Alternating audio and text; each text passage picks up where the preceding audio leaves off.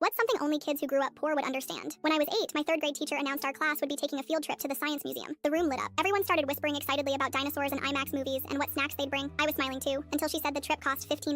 That night, I watched my mom stand at the kitchen counter, counting out grocery money in piles of singles and coins. She looked tired. Her jaw was tight like it got when bills came in. I stood there, silently holding my permission slip. "Mom, I need $15 for the field trip," I finally said. She didn't answer right away, just stared at the paper, blinking slowly. Then she sighed and said, "I'll figure something out." The next morning, I found an envelope with my name on it inside my backpack. It was fat and heavy. Inside was exactly $15. Quarters, dimes, nickels, a couple of pennies taped to a sticky note to keep them from falling out. No bills. I didn't understand at the time, but years later, I realized she'd emptied the change jar she kept in the back of her closet, the one labeled emergencies. At school, when I handed the coins to my teacher, a few kids saw, "Did you rob a vending machine?" One of them laughed. Another whispered, "You know money doesn't have to be dirty, right?" I didn't say anything, just stood there while my face burned hot. I remember trying to hold the envelope low, hoping no one else would notice. That weekend, my mom made boxed mac and cheese for dinner, but she didn't eat any. She told me she wasn't hungry, just tired. I believed her until I opened the fridge later that night and saw nothing inside except a carton of eggs and half a bottle of ketchup. The field trip was great. I still remember standing under the life-size T-Rex skeleton and thinking it was the coolest thing I'd ever seen. But even at 8, part of me knew the price of that day. Years later, I became a teacher. Different school, different kids, but the same field trip, same $15. One day, I passed out permission slips and noticed one of my students, a quiet girl named Alina, staring down at hers like it had insulted her. She didn't say anything, just folded it neatly and slid it into her folder. 2 days later, her mom dropped off an envelope filled with coins, mostly nickels. The envelope was hand-decorated with stickers, a little heart in the corner. When I opened it later, I saw $15 in exact change, plus a note in shaky handwriting that read, "Thank you for letting her go." I recognized the look in her mother's eyes when she handed it to me, that mix of pride and worry. I recognized the silence in Alina's posture, the way she avoided eye contact during lunch that day. It was like looking into a mirror I didn't know I'd left behind. That afternoon, I went out and bought a mason jar and a label maker. I wrote Field Trip Fund and stuck it on the front. I dropped in $100 of my own cash and set it on the corner of my desk. Quietly, I mentioned during morning announcements that if anyone ever needed help with trip fees, they could take what they needed from the jar. No questions, no names.